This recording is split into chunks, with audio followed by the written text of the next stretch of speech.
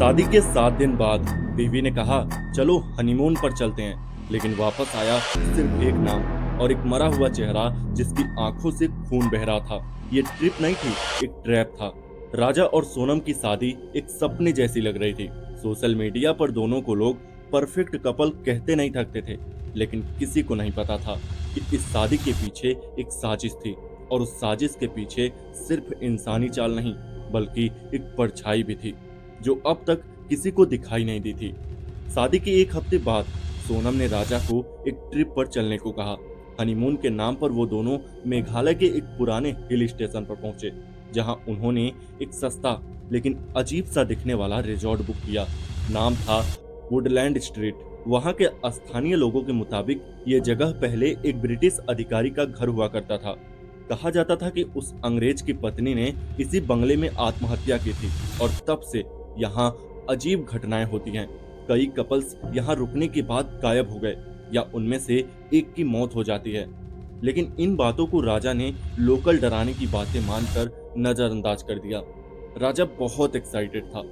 उसने पूरे ट्रिप की प्लानिंग की थी, जंगल ट्रैकिंग, वाटरफॉल, फोटो शूट्स। लेकिन सोनम का रवैया कुछ ठीक नहीं था। हर वक्त मोबाइल में बिजी रहती और एक राज नाम के कांटेक्ट को बार बार मैसेज करती। राजा ने पूछा भी कि किससे बात कर रही हो। सोनम मुस्कुराई और बोली, मम्मी से। एक दिन सोनम ने राजा से कहा, चलो आज थोड़ा एडवेंचर करते हैं। पहाड़ के उस पार एक पुराना ट्रेल है, वहां चलते हैं, बहुत खूबसूरत नजारा होता है। राजा मान गया। दोनों निकल पड़े। ट्रेल बहुत पुराना और जर्जर था। रास्ते में पेड़, गिरी हुई टहनियां और बहुत सन्नाटा था। आधे रास्ते में राजा को हल्का चक्कर आया। उसने पानी की बोतल निकाली और बैठ गया। तभी सोनम ने कहा कि थोड़ा और आगे चलो, नजारा वहीं से सबसे अच्छा दिखता है। राजा ने जैसे ही फिर से चलना शुरू किया, उसे पेड़ों के बीच एक अजीब सा चेहरा दिखा, सफेद, जला हुआ और आंखें खून जैसी लाल। वो चौंक गया, लेकिन जब उसने दोबारा देखा, वहां कुछ नहीं था। सोनम ने पीछे से पूछा, डर लग रहा है? राजा ने कहा, नहीं, बस कुछ अजीब सा दिखा मुझे।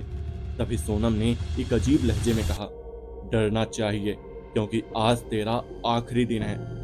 राजा कुछ समझ पाता उससे पहले सोनम ने उसकी आंखों में मिर्ची पाउडर जैसा कुछ डाल दिया। राजा चीखते हुए लड़खड़ाया और उसके सामने वो लाल आंखों वाला चेहरा फिर से दिखा, लेकिन इस बार वो चल रहा था। राजा के चारों ओर 3 लोग आए। उन्होंने उसे लात, घूंसे और चाकू से वार करना शुरू कर दिया। राजा ने आखिरी बार सोनम की तरफ देखा और बोला, तू भी? सोनम ने सिर हिलाया और कहा, अब तू किसी को धोखा नहीं देगा। राजा को एक गहरी खाई में फेंक दिया गया। सोनम अकेली वापस लौटी और पुलिस को बताया कि राजा ट्रैकिंग के दौरान खो गया। पुलिस ने खोज की, लेकिन कोई सुराग नहीं मिला। केस ठंडा पड़ गया, लेकिन कहानी यहीं खत्म नहीं हुई। रात को सोनम रिजॉर्ट के कमरे में अकेली थी। तेज हवा चल रही थी, लेकिन खिड़कियां बंद थी। शीशा खुद ब खुद धुंधला होने लगा। उस पर एक मैसेज उभर आया, मैं गया नहीं हूँ। रात 2:17 पर सोनम के फोन पर एक नोटिफिकेशन आया, राजा इज टाइपिंग। सोनम के हाथ से फोन गिर गया। कुछ सेकंड बाद एक मैसेज आया, तू क्या समझी, तू बच गई? पीछे देख। रूम का टेम्परेचर अचानक गिर गया। पर्दे बिना हवा के हिलने लगे। दरवाजा अपने आप खुल गया और वहां खड़ा था वही चेहरा, आधा जला, आंखों से खून बहता हुआ। सोनम बेहोश हो गई। अगली सुबह जब हाउस कीपिंग आई तो कमरा खाली था, लेकिन बेड पर खून के धब्बे थे और दीवार पर लिखा था, अब मैं तेरे साथ हूँ हमेशा। 3 दिन बाद पुलिस को खाई में राजा की लाश मिली, लेकिन उसका चेहरा ऐसा हो गया था कि जैसे किसी और का चेहरा उसके ऊपर चिपका हो, डरावना और पहचान से परे। सीसीटीवी फुटेज में देखा गया कि सोनम ट्रैक से लौटते वक्त किसी से बात कर रही थी, लेकिन कैमरे में दूसरा कोई नहीं था। रिजॉर्ट के मालिक ने पुलिस को एक डायरी दी जो पुराने स्टाफ के पास थी। उसमें लिखा था कि ये जगह एक श्राप है। यहाँ जिन लोगों ने किसी को धोखा दिया है, उन्हें उन्हें वही आत्मा ले जाती है, कभी प्रेमी बनकर, कभी प्रेमिका बनकर, कभी तुम्हारे खुद के चेहरे में छिपकर। और जब वो आती है तो वक्त 2:17 ही होता है।